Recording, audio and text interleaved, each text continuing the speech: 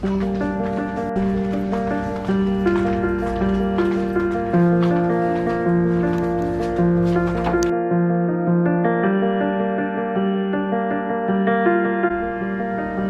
chair do you want?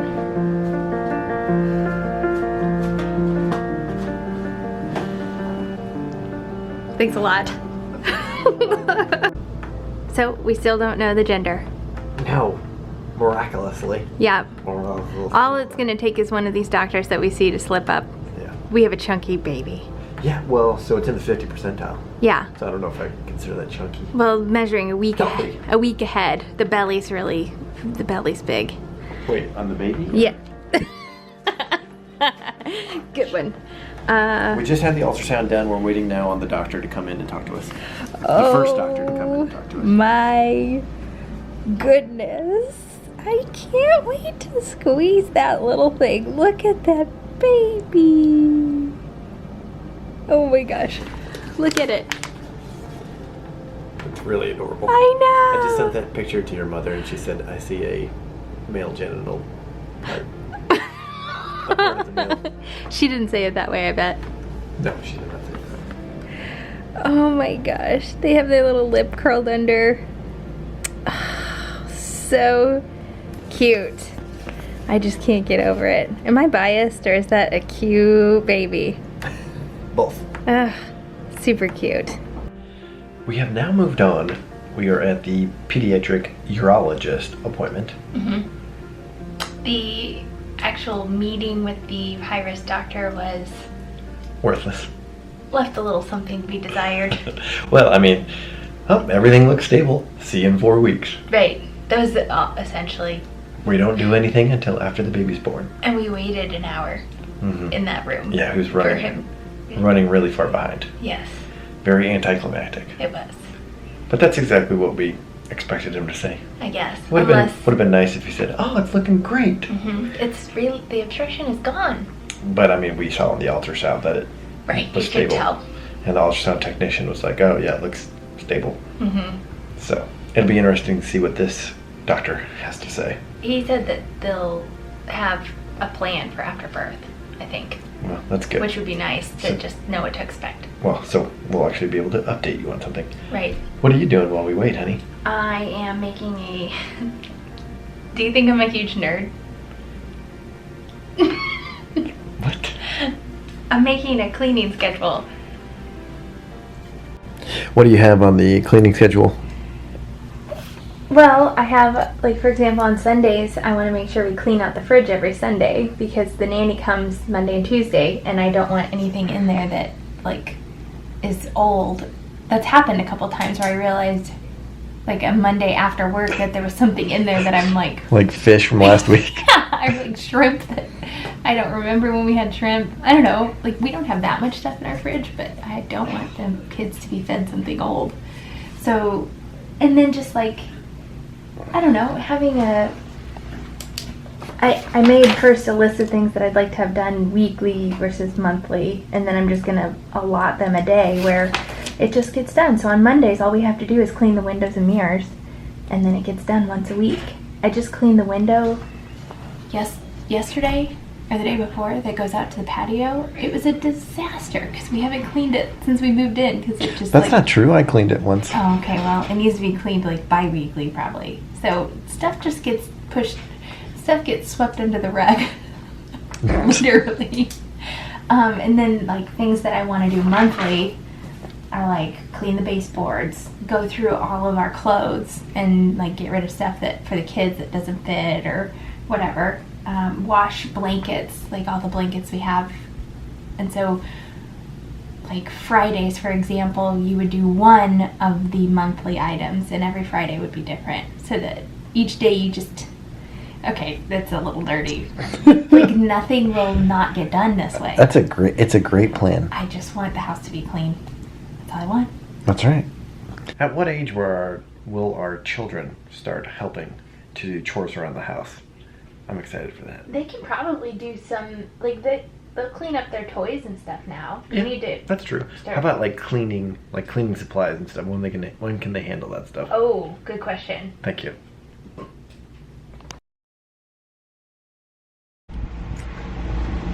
that was a lot of information. Yes. In the best way possible. Really? Yeah, definitely. What do you mean? I feel very knowledgeable on the topic now. I feel like we have a plan. Kind of. I feel like we have a really loosey-goosey plan. Yeah, but that's how it is. That's how it goes. Yeah. Brad was asking me if I feel more more optimistic or less optimistic now. Right. And I guess about the same. It was not better. Like, ideally everything would have been better and we wouldn't have had to even have a conversation. Well, yeah, but I mean, that's not reality. It's not. She was awesome. There's the picture that she drew. I was thinking when she was drawing all of this out, she should have just, I guess this was for us to take home, but she should just have like a little dry erase kidney that she can draw on. Right. So she was saying, basically, we don't know why the kidney's dilated. She was saying that it's good that it's fully dilated because it's probably developed normally. No. Yeah. No. Well, because it's no. Like, she said that she could see it's good that it's fully dilated because it's developed. Well, I'm not saying that it's good that it's fully dilated. I'm saying it has developed. That was the key. Exactly. That well, she doesn't know that for sure either. I guess it has the shape of a normal kidney. And because of that, she's optimistic that there's function. Yeah, but exactly. She doesn't know. But at least she can't tell. It developed. She can't tell that. She thinks it did because it has around the dilated part. She can kind of see the shape of a kidney, but it's so dilated that she can't tell if it's healthy kidney tissue or not. She can't tell that it's normal right now. Right. But at least it's developed. It could be worse. It could be worse. I guess if there's an obstruction and like when the kidney's forming, if there's an obstruction in the ureter, then there is no feedback to the kidney to develop at all. And in this case, she feels like either it's partially obstructed or something that like the kidney was still able to at least partially develop. So that but she kept saying like, we have one good kidney and the baby can live to be 150 years old on one kidney. With no restrictions. Right. Like they just wear like protective padding if they play contact sports and things like that. Right. She said back in the day, you know, they used to tell the patients, you only have one kidney, you shouldn't play contact sports, you shouldn't ride an ATV, all that kind of stuff. Well, now, like the American Academy of Pediatrics is trying to reverse the thinking, saying, hey, your child can live a normal life with just one kidney. Right. Yeah, probably be a little more cautious. If you're gonna play football, wear an extra pad around your waist, but yeah. Right.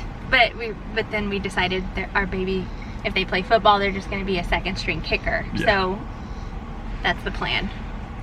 So the plan is after the baby's born, well, so we have a follow-up ultrasound in 4 weeks, but after the baby is born, like 2 or 3 days after they're born, they do another ultrasound of the bladder and the kidneys.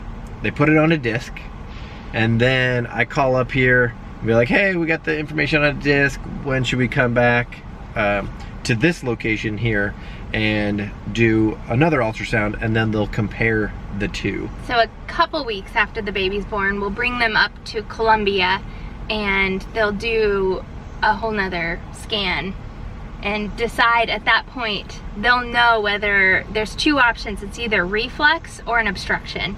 And it didn't sound like she said either one would be more likely.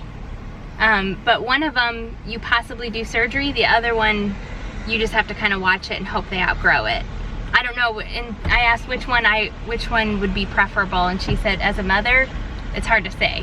Right. Like they're both kind of equally. And everything has like their degree.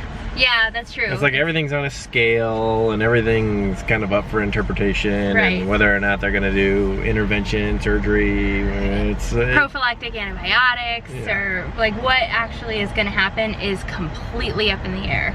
Right. We have no idea. Exactly. It also is cool, so she was saying that hydronephrosis in general in neonates, in utero, in fetuses, is more likely to be a male. But the way our hydronephrosis is presenting, that's only because the type of obstruction that can cause both kidneys to be dilated is more common in boys. So as a whole, hydronephrosis is more common in boys, but this particular case could be either one. Right. So she gave it a 50-50 shot. There is no more likelihood that this is a boy because of the type of hydronephrosis that we are experiencing. Yeah, so it was good. It's not because the more common type. She didn't need to look at the gender because of the type of, you know, condition it is. So she doesn't know the gender either. Right. So we didn't have a spoiler. And spoiler alert. Spoiler no alert. spoiler. Not spoiler alert. Well, it's also like fun for me because I just had in my head, I'm like, this condition's way more common in boys. It's much more likely to be a boy. And now that we're back to like 50-50 again, it's like, it feels more like a surprise again. It could be either one. We need to have both a boy and a girl name. Yes, yeah. I felt like our girl name was just off the table, but we'll see. So while we were gone, we got a video from Carrie. Super adorable. I guess my mom found like a cute dress at Target and got it for Lyndle, and then Carrie took them down to my parents' house to swing, and my mom made the mistake, maybe it wasn't a mistake, of showing Lyndle the dress, and I guess she had to have it on right then. So then this video is what happened after that. Junie, can you turn around in your pretty dress? Ooh, it's so pretty. Ooh. Bear. Oh, Bear. Oh, you're very handsome. No. Lyndle, very pretty. But. Yeah. Say big money at Menard. Not sponsored. I wanted a couple of these to put out on the porch. They're so cute. Ambiance? Yeah, for ambiance. And then a couple of pots to put them in, and a new rug because the rug that's out there is tan and the furniture's gray and it clashes, and it's just, I told Brad, it's grinding my gears. Historically, I do not do well at keeping plants alive. Like, not good at all. So we'll see how this goes. I just researched like the conditions to keep them alive, and I think I can do it. So we'll find out. Step one is gonna be to get them home without smashing them. All of you guys with a green thumb, if you know anything about, what are these things called? Something palm. What are these things called? The Majesty. Majesty palms. If you know anything about Majesty palms, please let me know. So that will, for now, it's a little windy outside, round out our screen and porch. We've got our table and chairs for like eating out there will be at our house tomorrow. And then that rug will go under the furniture, and we got string lights. I got a really good deal on string lights on Amazon that we're gonna hang on the ceiling for more ambiance. And then we've got a couple plants. It's just gonna be really homey and welcoming out there. And then the last thing that we have to do for the house to be like done is get a couple of pictures for above our bed. And I think I want one live plant in our room. So maybe I'll see how it goes with these first before I subject another plant to my black thumb. Yeah.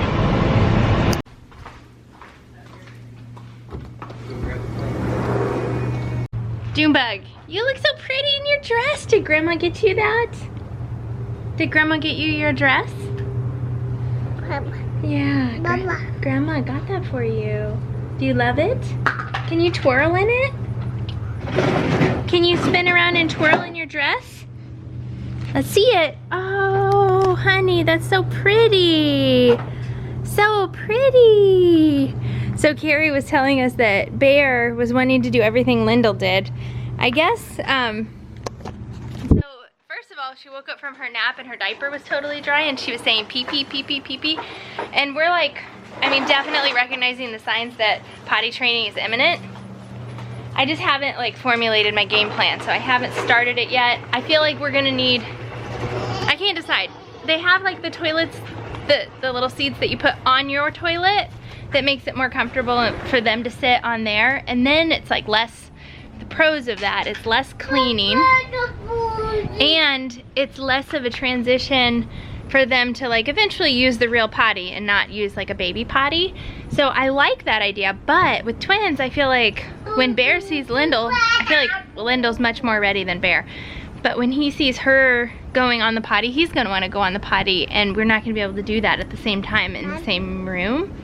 So having like the little potties may help. I don't know if it would be confusing to have one on the big potty, one on a little potty. I just don't know. I don't know how to do this. So luckily our nanny has been through it with her kids and recently with her youngest. So she'll definitely be a good help with this. But so anyway, Lyndle wanted to go pee-pee, and so she put her on the potty, but like she didn't go, and she was like afraid of being on the potty. But Bear started crying because he wanted to be on the potty. And then she fixed her hair because she had just taken a nap and kind of messed it up. And Bear started crying because he wanted his hair fixed. So she went ahead and put his hair up in a ponytail, which looks so cute. He would make a beautiful little girl. I mean, you're such a handsome little boy too, but super duper cute. He has an appointment on Thursday to get his hair cut, and I'm really sad about what it's gonna do to his babyhood. He's not gonna look like a baby anymore. Bear. Speaking of potty. Cutie.